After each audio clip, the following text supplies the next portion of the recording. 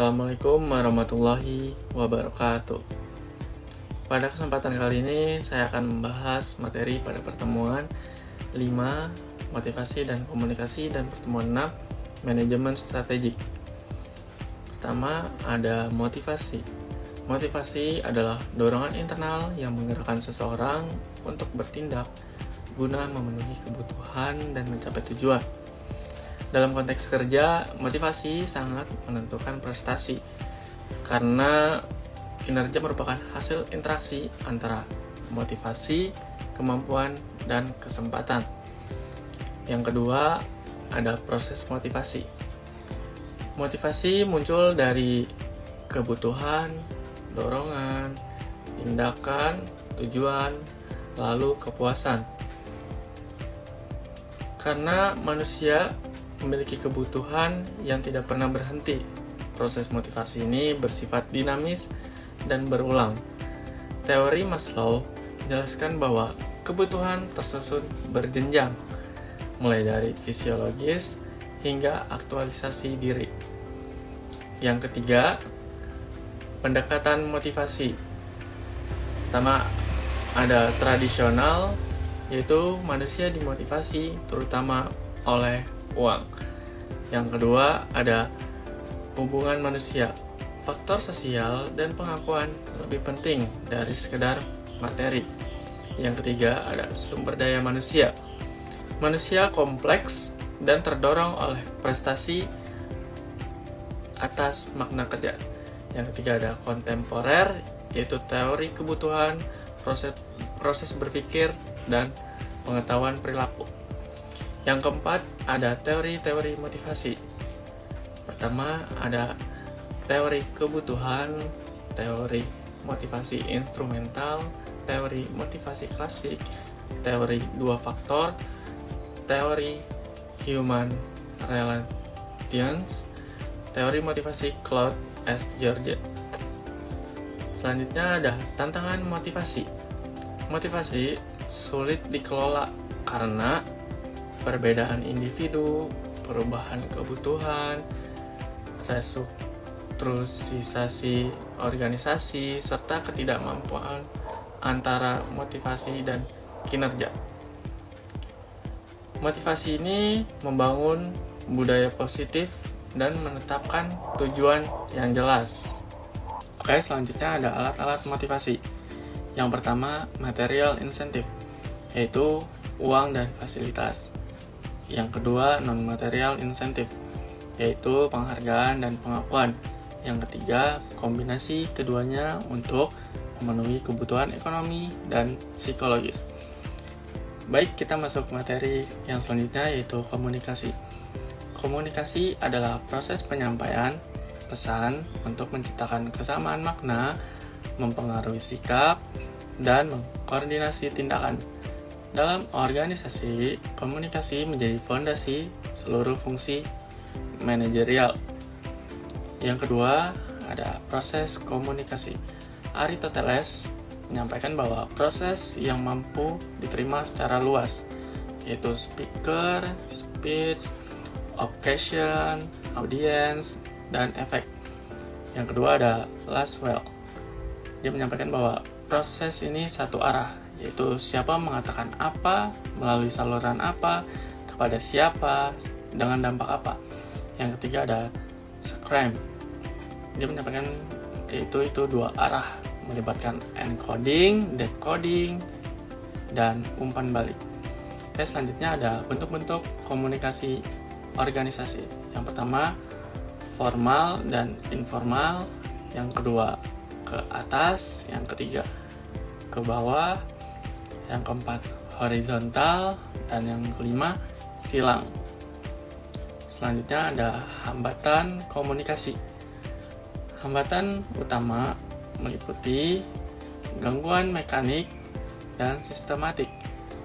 Yang kedua, kepentingan pribadi dan prasangka. Yang ketiga, ada motivasi tersembunyi. Yang keempat, perbedaan wewenang dan hierarki.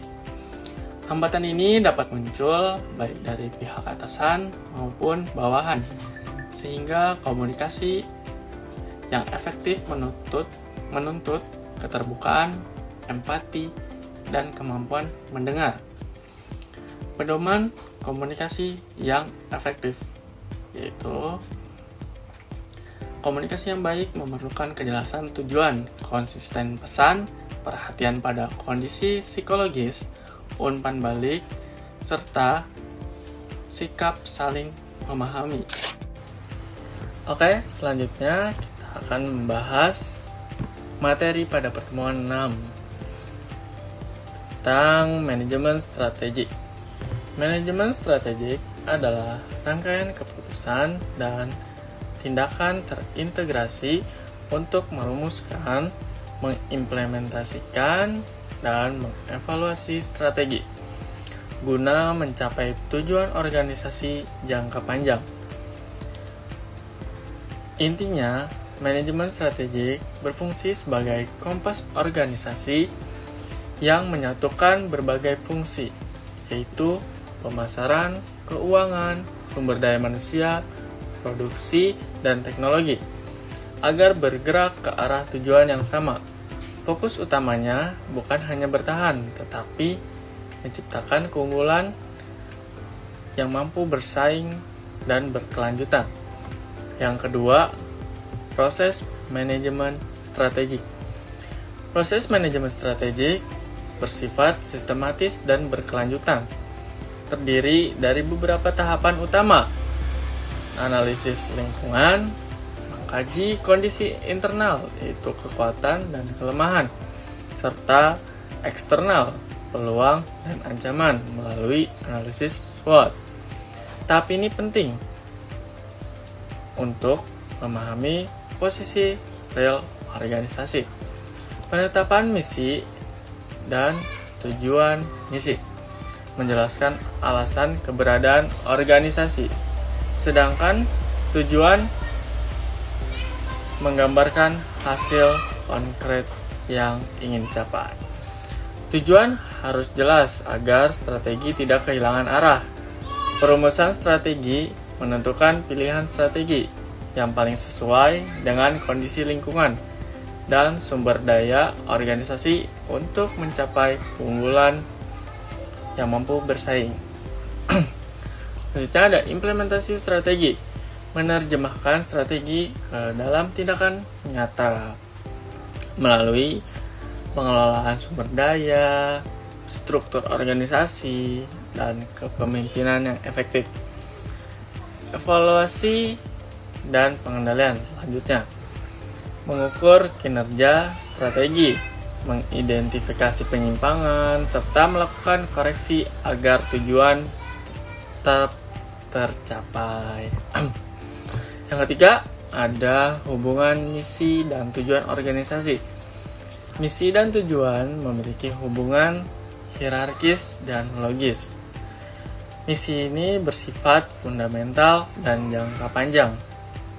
Itu menggambarkan identitas serta nilai organisasi. Tujuan bersifat lebih spesifik dan terukur, sebagian turunan operasional dari misi.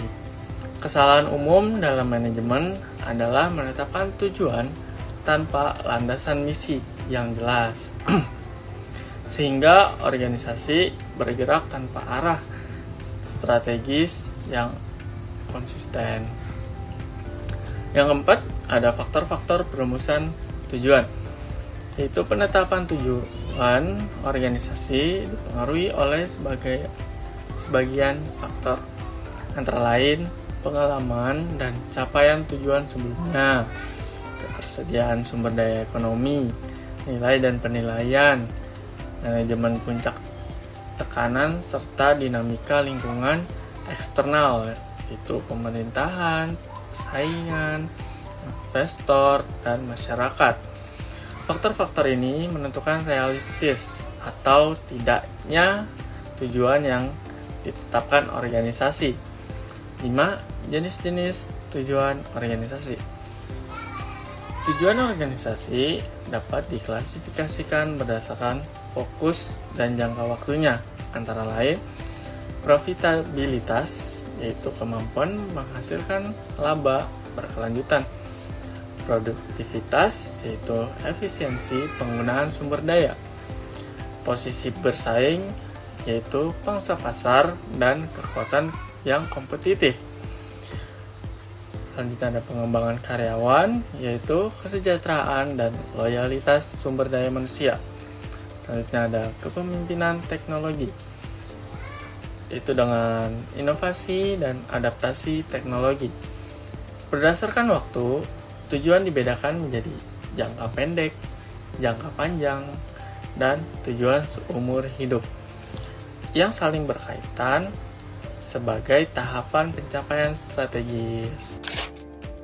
Baik, itulah penjelasan dari saya mengenai materi pada pertemuan 5, motivasi dan komunikasi, dan pertemuan 6, manajemen strategik. Bila ada kesalahan kata, saya mohon maaf. Akhirul kalam, wassalamualaikum warahmatullahi wabarakatuh.